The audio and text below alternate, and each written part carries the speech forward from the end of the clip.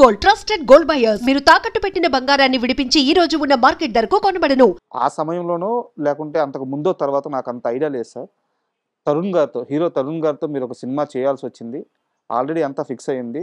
లాస్ట్కి వచ్చేలేకే హీరోకి నిర్మాతకి మధ్య ఏదో డిస్ప్యూట్స్ వచ్చి సినిమా ఆగిపోయిందని విన్నాను. అది ఏం సినిమా, ఎందుకు ఆగిపోయింది? అదే బెల్లంకొండ సురేష్ గారి సినిమా అండి. అది వేరే కథ అండి. అది ఓకే. తరుణ్ గారితో అనుకున్నామంటది. తరుణ్ గారితో అనుకున్న తర్వాత కుదరక నవీన్ గారి దగ్గరికి వచ్చింది. నవీన్ గారిది వేరే కథ అండి. ఓకే. ఆ స్క్రిప్ట్ వేరండి, ఈ స్క్రిప్ట్ వేరండి. తరుణ్ గారు ఓకే అనుకున్నారు, వాళ్ళ అమ్మగారు అంతా ఓకే అన్నారండి. ఇంకా అనుకున్న తర్వాత దగ్గర నుంచి ఏమైందంటే నువ్వే కావాలి సినిమా హిట్ అయినా వెంటనే వెళ్ళి కలిసి మాట్లాడేవాడిని. ఓకే. అప్పుడైతే ఒక పేమెంట్ మాట్లాడుకున్నారు. ఆ తర్వాత ఆ సినిమా రేజ్ అయ్యి కొద్దీ ఆయన పేమెంట్ ఎలా పెరుగుతూ ఉండేదంటే అలాగా వాళ్ళు ఆ విధంగా వెళ్ళిపోయిందండి. ఆ సినిమా సంవత్సరం ఆడింది కదా సార్. అవును. సో అందుకని పేమెంట్ విషయంలో తేడా వచ్చింది. అదే పేమెంట్ విషయం దగ్గర వచ్చి ఇంకా అంటే ఎలా ఉండేవారు తరుణ్ గారు ఆ వయసులో? అంటే చాలా ఎర్లీ స్టేజ్, ఒక్క సినిమా సూపర్ హిట్. అంటే అప్పుడు ఆయనతో నేను పెద్ద మాట్లాడేది తక్కువ అండి. మదర్తో ఎక్కువ, ఫాదర్ మదర్తో ఎక్కువ డిస్కషన్ జరిగేది. కథ కూడా వాళ్ళే అన్నారు. తరుణ్ కూడా వినలేదు కథ. ఓకే. అండ్ ఒక్కొక్కరి కెరీర్లో జీవితం అలా వెళ్తూ ఉంటుంది. ఎవరో ఒక మనిషి రావాలా, వాళ్ళు కలిసిన తర్వాత మన లైఫ్లో ఒక అద్భుతాలు జరుగుతాయి. అలా శ్రీహరి గారి జీవితంలో జరిగిన అద్భుతం మీ పరిచయం. సార్. అదేవిధంగా మీకు కూడా అంతే ప్లస్ అయింది మీ ఇద్దరు కాంబినేషన్. అవునండి. ఒకానొక టైంలో మీరు శ్రీహరి గారితో అయోధ్య రామయ్య తీసే ముందు శ్రీహరి సినిమాలంటే 4 ఫైట్లు, ఒక 2 డైలాగులు అనే ఒక చీప్, అంటే ఈ వర్డ్ నేను వాడకూడదు బట్ ఉన్న విషయం చెప్తున్నాను. అవును సార్. అవును. ఒక చీప్ కామెంట్స్ చేసేవాళ్ళు ఇండస్ట్రీలో. దాన్ని మార్చింది మహేష్, ఆ లెక్క మార్చింది మహేష్ అని చెప్పి ఒక టాక్ ఉంటుంది. నిజమేనా? నిజమే సార్. నాకు శ్రీహరి అంటే బాగా ఇష్టం సార్. అతను చాలా మంచివాడు అండి, చాలా మంచి మెంటాలిటీ అండి. అతను వేషాల కోసం తిరుగుతుండేవాడు అండి వెరీ బిగినింగ్ అండి. నేను సురేష్ పర్సన్స్లో అసిస్టెంట్గా చేస్తున్న టైంలో తాజ్ మహల్ అని ఒక సినిమా, శ్రీకాంత్ గారి సినిమా. దాంట్లో హీరోయిన్ బ్రదర్ క్యారెక్టర్ ఉంటుందండి. అది ఒక ముస్లిం క్యారెక్టర్ ఉంది. ఆ క్యారెక్టర్కి 3-4 అనుకున్నారు. నాయుడు గారికి ఆప్షన్స్ ఉంటాయండి. అంటే మేము ఒక స్క్రిప్ట్ రాసి ఆయన చేసినప్పుడు ఫస్ట్ 2 హీరోలు, అలాగే ప్రతి క్యారెక్టర్ 2-3 ఉంటాయి. ఇతను కాబట్టి ఇతను అంటే నాయుడు గారు నెక్స్ట్ మంత్ షూటింగ్ అమ్మంటే నెక్స్ట్ మంత్ షూటింగ్ స్టార్ట్ అయిపోవాలి. అప్పుడు ఎవరు దొరుకుతున్నారో వాళ్ళతో వెళ్ళిపోవాలి. ఆప్షన్స్ ఇలా అనుకున్న టైంలో శ్రీహరి పేరు 3వ పేరు 4వ పేరు ఉందండి. ఓకే. నేను చూసిన నాకు కథ తెలుసండి, భలే కథ అని చెప్పేసి నేను శ్రీహరిని కలిసాను, పర్సనల్ కలిసా. అప్పుడు శ్రీహరి ఇక్కడే ఉండేవాడు అంటుంది. కలిసి హరి బాబాయ్ గారు ఒక సినిమా చేస్తున్నారు, దాంట్లో భలే క్యారెక్టర్, ముస్లిం క్యారెక్టర్, నీ పేరు కూడా ఉంది, 4th ప్లేస్లో ఉంది. ఏమో లక్కీగా మొదట్లో ఎవడో దొరికేసరికి నీ వరకు రాదు పెన్ అక్కడికి, మరి నువ్వు ఒకసారి నాయుడు గారిని కలిసి రేపు మార్నింగ్ అన్న. అలాగా ఏంటంటే క్యారెక్టర్ ఇలాగ ఉంటుందన్న. సరే అన్న. నాయుడు గారు మార్నింగ్ 8కి 9కి అలా స్టూడియోకి వచ్చారు. ఇతను 8:30కి వచ్చేసి ముందే వచ్చి నిలబడ్డాడండి. అలాగే నాయుడు గారు రాగానే టక్కన కాళ్ళదానం పెట్టాడు. ఎవరు హరియా ఏంటమ్మా? సార్ ఇలాగ ఆ సినిమా చేస్తాను, ఈ సినిమాలు చేస్తానండి. అదే మన సినిమా చేస్తున్నారు విన్నాను సార్. ఒకటి శ్రీకాంత్ తోటి తాజ్మహల్ సినిమా మంచి కథ అనేసి విన్నాను నేను. ఏదైనా అవకాశం ఉంటే చెప్పండి సార్ నాకు. అదే అనుకుంటున్నాం అయ్యా, దాంట్లోనూ అదే ఒక ముస్లిం క్యారెక్టర్ ఒకటి ఉంది అది అని నాయుడు గారు ఓపెన్ అయ్యారు. అలాగే సార్ నాకు ఇవ్వండి సార్, నేను చేస్తాను సార్. నువ్వు మరి చూద్దాం అన్న. నాయుడు ప్రామిస్ చేయలేదండి. చూద్దాం అన్నారు. నేను అక్కడే ఉన్నాను, పక్కన ఉన్నా. చూద్దాం అంటే వెళ్ళిపోయాడు. వెళ్ళిపోయి 1 అవర్లో గెటప్ వేసుకొచ్చాడు సార్. ముస్లిం గెటప్ వేసుకొచ్చాడు. గడ్డం ఇది మొత్తం మా మేసం తీసేసి, మేసం ఉంటుంది, మేసం తీసేసాడు అప్పటికప్పుడు. మేసం తీసేసి మొత్తం అన్నీ వేసేసుకుని ఇలా వచ్చాడు. ఎవరో సార్ శ్రీహరి సార్. మరి నువ్వా భలే ఉన్నావయ్యా అని అంటే 30 శివ గారిని పిలిచి, శివ ఫిక్స్. శ్రీహరికి హిందీ వచ్చి కదా, ఆ హిందీలో డైలాగ్ అది చెప్పేసరికి నాయుడు గారి మనసు ఇదే అయిపోయింది. ఫైర్ అంటే ఎలాగ ఉండాలయ్యా, ఇదే గెటప్, ఇదే అన్నాడు అంతే. ఆ సినిమా అతనికి ఫస్ట్ నంది అవార్డు వచ్చింది సార్, బెస్ట్ విలన్. అతని జీవితంలో రామానాయుడు గారు అందరు కదా, నేనండి అతనికి అనిపించింది. మహేష్ చెప్పడం బట్టే కదా నేను అక్కడికి వెళ్ళాను, నాకు ఆ వేషం వచ్చింది అని చెప్పేసి ఇంకా అందరికీ చెప్తుండేవాడండి. చాలా ఇంటర్వ్యూలో కూడా చెప్పాడండి అతను. ఆ తర్వాత ఇంకా మా సురేష్ పర్సన్స్ సినిమాలు చేయడం అండి. ఇంకా శివయ్య సినిమా, నేను చేస్తున్న ఆ నాయుడు గారి కుటుంబం సినిమా, అన్ని ప్రేమించుకుందారాల సినిమా. ప్రేమించుకుందరా సినిమాకి వచ్చేటప్పటికి ఏంటంటే దాంట్లో అప్పుడే పెళ్ళి అయిందండి. మనిషి ఆ గెటప్ కొంచెం ఈ ఫ్యాక్షనిస్ట్ గెటప్‌లో చేద్దాం. వాళ్ళు ఇలా కాకుండా లుంగీ షర్ట్ పెడదాం చెప్పి లుంగీ షర్ట్ పెట్టి ఇది పెడితే చూడడానికి గ్లామర్‌గా కనిపించేవాడండి. హ్మ్. అంటే నేనే అన్నా. మేమిద్దరం నన్ను బాబాయ్ అంటే నేను అతను బాబాయ్. బాబాయ్ భలే ఉన్నది ఏంటో నువ్వు బుద్ధిగా ఉన్నావు నువ్వు. హీరోగా కూడా ఏయచ్చు అంటే మనల్ని ఎవడు పెట్టుకుంటాడే బాబు హీరోగా అన్నాడు. హ్మ్. లేదు నువ్వు ట్రై చేయి, నువ్వు ఏమిటి చెప్పలేం. విలన్‌గా చేసిన రజనీకాంత్ హీరో అవ్వలేదా? మోహన్ బాబు గారు హీరో అవ్వలేదా? చెప్పలేం కదా అన్న టైంకి సార్ మా ప్రేమించుకున్నారా రిలీజ్ అయిందండి. మంచి హిట్ అయిందండి. అతనికి మంచి పేరు వచ్చిందండి. ఇమ్మీడియట్‌లీగా ఒక 1.5, 2 ఇయర్స్‌కి మా శివయ్య సినిమా అయ్యే టైంకి దాంట్లో కూడా మంచి క్యారెక్టర్ చేశాడు శివయ్యలో కూడా. అతను హీరోగా అవకాశం వచ్చింది సార్. హ్మ్. ఏఆర్ఎస్ మహేంద్ర గారు ఒక చిన్న కథ అనుకుని, పోలీస్ కథ అనుకుని రాగానే ఫస్ట్ నా దగ్గరికి వచ్చాడు శ్రీహరి. ఓకే. వచ్చి నాకు హీరోగా అవకాశం వచ్చింది. నీకు డైరెక్టర్ ఎవరైనా చెప్పలేదు వాళ్ళు. నువ్వు చేయి బాబాయ్ డైరెక్టర్గా. నువ్వు చేయి, మన ఇద్దరు కాంబినేషన్ చేద్దాం. నేను దండం పెట్టా. నా ఏం ఇక్కడ సురేష్ పర్సన్స్లో డైరెక్టర్ అవ్వాలని, నేను ఇక్కడే డైరెక్టర్ అవుతా. ఇక్కడ అయిన తర్వాత నేను బయట చేస్తాను. కానీ అప్పటికే అవన్నీ సంవత్సరం, 2 సంవత్సరాలు, 3 సంవత్సరాలు, 5 సంవత్సరాలు ఎప్పుడైనా పర్లేదు.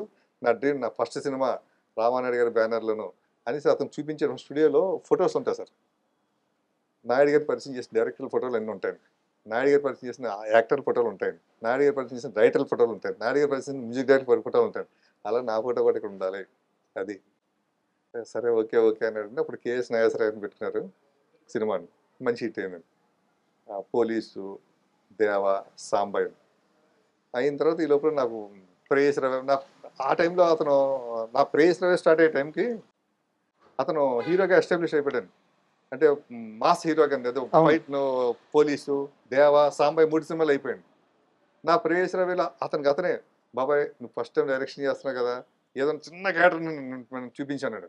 చేస్తా అన్నాడు. చేస్తాను, ఈ చిన్న క్యారెక్టర్ నేను చేస్తాను. నన్ను చిన్న విలన్ క్యారెక్టర్ ఒకటి ఉంది, మరి చేస్తావు నువ్వు ఇప్పుడు హీరో కదా, నువ్వు నిన్ను అడగడం కూడా నాకు సిగ్గా ఉందన్న. లేదు నేను చేస్తాను. ₹1 కూడా తీసుకోలేదు సార్. అప్పుడు అతనికి 15 లక్షలు, 10 లక్షలు, 20 లక్షలు ఏదో ఇచ్చేవారు రెమ్యునేషన్లో. దీంట్లో 5 డేస్ 4 డేస్ చేశాడు. నేను మీకోసమే అంతే, నా కోసం ₹1 కూడా తీసుకోలేదు. సినిమా చేశాను. ఆ క్యారెక్టర్ కూడా సరదాగా కామెడీగా బాగా పేలిందండి ప్రేయస్ రవిలో. శ్రీహరి గారితో మీరు తర్వాత సినిమాలు చేశారు. నేను ఆ సినిమాల ప్రస్తావనకు వస్తాను. అయితే మీరు ఆయన కెరీర్ స్టార్టింగ్లో చూశారు కాబట్టి ఆయన మీద ఒక ముద్ర ఉండేది. చాలా మొరటు మనిషి అండ్ బయట కూడా ఎవరికన్నా సహాయం అని వస్తే వాళ్ళకి సెటిల్మెంట్ చేస్తూ అండగా నిలబడేవారు అని చెప్పేసి ఇట్లాంటి ఒక టాక్ ఉండేది. మంచి టాకే ఉంది ఆయన మీద. అయితే రియల్గా ఎలా ఉండేవారు ఆయన పరిచయాలు కానీ ఆయన లైఫ్ స్టైల్ కానీ ఎలా ఉండేది?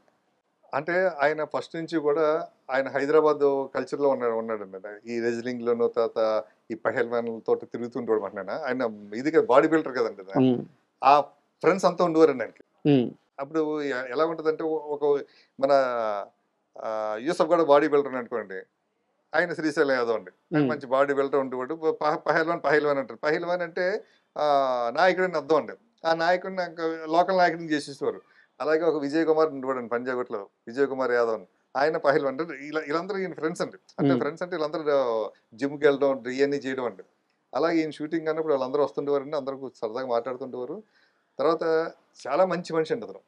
ఎవరికన్నా ఏ కష్టం వచ్చినా అది లైట్ మ్యాన్ అవ్వచ్చు, ప్రొడక్షన్ బాయ్ అవ్వచ్చు, లేకపోతే ఒక డైరెక్టర్ అవ్వచ్చు, లేకపోతే హీరో అవ్వచ్చు, ఏదైనా సరే చక్కగా కూర్చొని మాట్లాడుకుని డీల్ చేసేవాడు. డీల్ చేసి ఎవరికి ఏ కష్టం లేకుండా చేసేవాడు. తర్వాత అతనికి గుప్తదానాలు బాగా చేసేవాడు శ్రీహరి గారు. ఎవరైనా ఏదైనా వస్తే తీసుకుంచుకో, మళ్ళీ ఎవరికి చెప్పొద్దు అనమాట.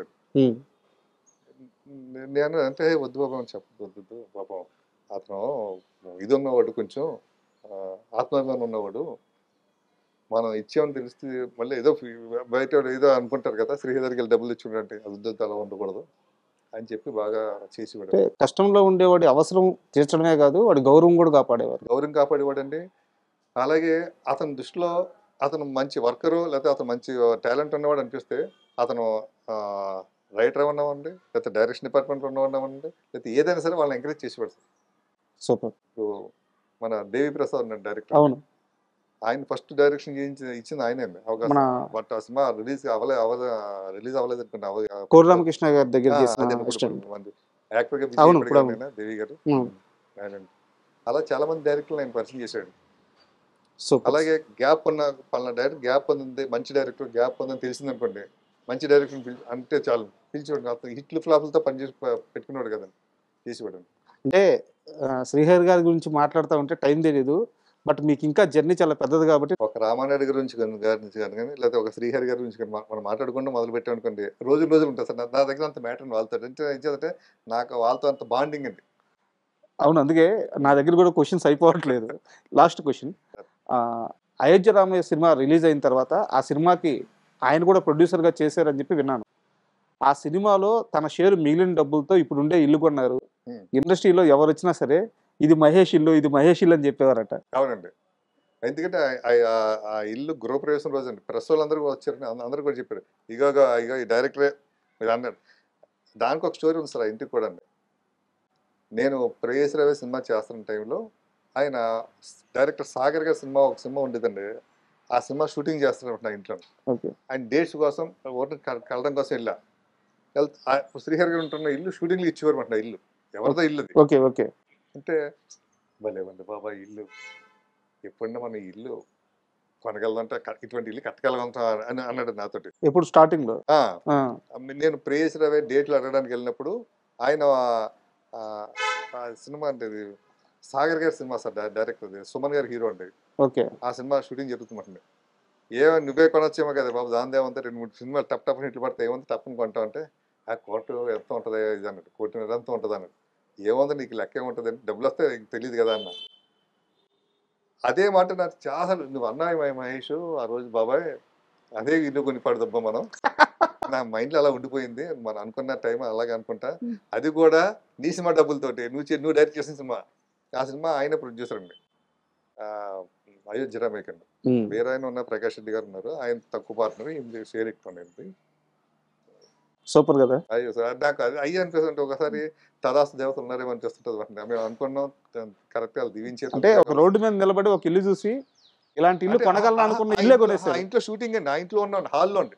ఆ ఇంట్లో హాల్లో షూటింగ్ చేస్తే ఆయన కూర్చున్నప్పుడు మాటలు డిస్కషన్ ఉంటుంది. And for more videos, please subscribe to iDream. Please subscribe to iDream. Please subscribe iDream. And please subscribe to iDream. For more videos, subscribe to iDream. please like, share and subscribe to the channel. Congratulations, iDream. Subscribe to iDream. Subscribe to iDream. So subscribe to iDream Media. iDream ki iDream team andarki huge congratulations. Please subscribe iDream Media. Please subscribe to iDream. Subscribe iDream. Please subscribe to iDream. iDream అంటే నా కళల channel subscribe చేసుకున్న నోరు తిరుగుతలేదు, మీరైతే గంట గుర్తు కొట్టండి. For more such videos, please subscribe to iDream.